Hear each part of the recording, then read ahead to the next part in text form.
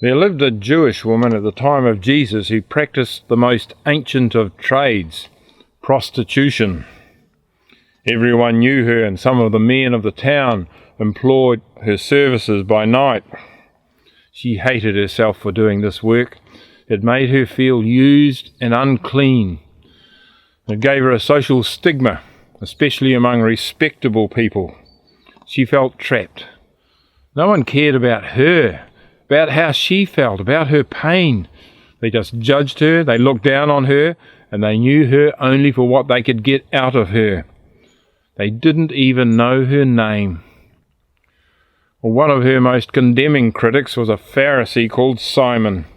He was a leading religious priest, very respectable, fine clothes, looking important. She felt sick at the sight of him. If he looked at her, it was to judge her and to heap shame upon her. Well, Jesus of Nazareth had come to town, and she'd heard stories how he healed bodies, but he also set people free from bondages to devils. And those he touched came away with a skip in their step and a joy on their faces. She was curious. She had known so many men, but all for what they could get from her. No one cared about her, the real, hurting, empty, used, dirty, unloved her. She had to see this Jesus, but how? Well, she met with men in private, but Jesus met in public places. He was important and she was despised. Then she heard that he had accepted an invitation to none other than the house of Simon the Pharisee. The last place she would be welcome. But tomorrow Jesus may have moved on, so she had to be bold. She grabbed the best thing she knew to prepare herself to meet men, her jar of fragrant oil. She walked towards Simon's house. Was Jesus really so different from other men? Would he also judge her and condemn her? Would he understand? She kept walking, hoping. Simon will be there, and he'll shame her and send her away humiliated. Nope, she must meet this Jesus. She's desperate to be clean. Well, a crowd has gathered round Simon's house. They provide cover. Veil on, head down, she sneaks forward, gets near the door and looks in.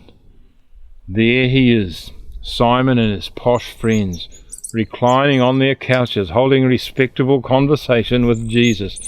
She feels sick at the sight of it. She can't burst in on this scene. The servants would throw her out. But she is so close.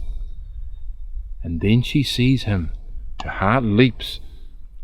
She's just meters away from Jesus' precious feet, pointing towards her. They still have street dust on them. Her heart takes over. She lunges forward towards those feet. A flood of tears rains down, heart breaks open, and longing and pain just pours all out. Then her bottle of fragrant oil, little dabs just don't seem to be enough. She turns that bottle upside down and she pours it all over those precious feet. The tears, the dust, the bottle upside down, the oil massaged into those precious feet.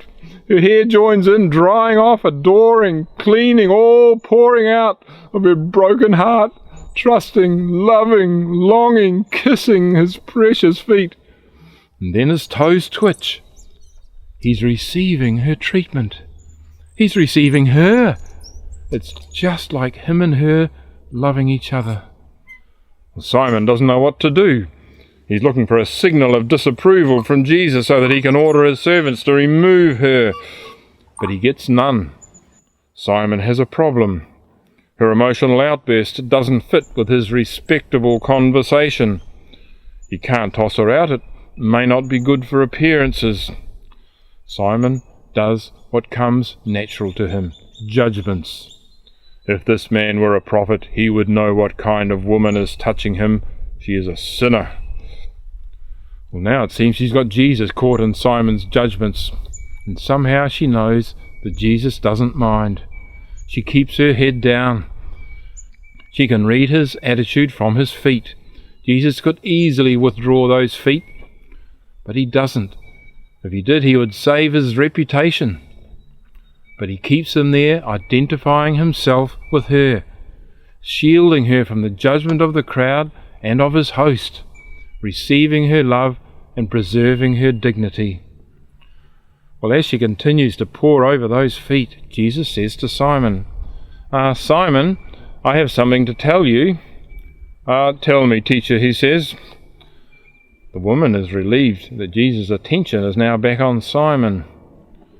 Jesus tells a story. 2 men owed money to a certain moneylender. One owed him 5,000 denarii and the other 500. Neither of them had the cash to pay him back, so he cancelled the debts of both. Now, which one of them will love him more? Simon is concerned. If he answers the question, his status will drop down to the role of a student. He doesn't know the intention of Jesus' little story, and the public is starting to enjoy a little sport at Simon's expense. First her antics, and now this story about owing money. He tries the safe answer, figuring he doesn't owe anyone any money. So he says, I suppose the one who had the biggest debt cancelled would love the money lender more, he says. And Jesus says to him, you have judged correctly. Well, Simon is sensing trouble, and she's relieved that Jesus has taken attention off her and on to Simon. But then Jesus turned to the woman and he said to Simon, do you see this woman? Well, Simon goes bright red. He's been pretending not to notice. He doesn't know what to say, but his face betrays what he's thinking. He doesn't see her as a person. He sees a prostitute looking for business in his house. But that isn't what she's doing. She knows it, and Jesus knows it, and that's all that seems to matter right now. Well, Jesus continues, looking straight at Simon. Simon, he says, I came into your house. You did not give me any water for my feet, but she has wet my feet with her tears, and she's dried them with her hair. To that woman, Jesus has spoken straight into her heart. He makes his verdict on her in public. Beautiful, clean. All her condemners are there, and Jesus stands between them and her, sheltered by him. He continues talking to Simon, but he speaks right into her heart. You did not give me a kiss, but this woman from the time she entered has not stopped kissing my feet. The very deed which she did so often that made her unclean, Jesus announces publicly that on his feet her kiss is clean. Now her heart begins to have this washed, pure feeling right through it. She begins to feel clean on the inside. Jesus continues talking to Simon. You did not put oil on my head, but she has poured perfume on my feet. Therefore I tell you, her many sins have been forgiven, for she loved much. These words penetrate her guilty soul. Her many sins have been forgiven. He is talking about her sins, her shameful lifestyle, forgiven. But for Simon, those same words had a very different meaning. Jesus looked at Simon with sadness. But he who has been forgiven little, loves little. Poor Simon, he's exposed. His party is ruined. He invited Jesus to advance his social standing, and now his guest is claiming to forgive sins. That makes him God, to whom he has shown no love.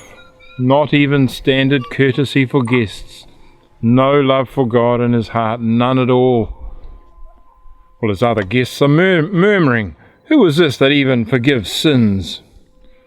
Then Jesus turns to the woman, looks deep into her eyes and says, your sins are forgiven. She finds herself able to look back at him with no feeling of shame. This pure man, accepting, forgiving and loving her, never has she known such a look. With Simon and his self-righteous friends, she's always felt judgments and shame. But Jesus smiles at her, understanding her and loving her, and then he speaks to her again. Your faith has saved you. Go in peace. Saved, not condemned, not judged, and not guilty. This is a brand new identity. And how does she know? Well, it's confirmed by peace in her heart. She came into that house bowed low and in shame. She leaves standing tall, head held high, loved, forgiven, accepted, and at peace with God. She steps outside empowered to begin a new, clean life.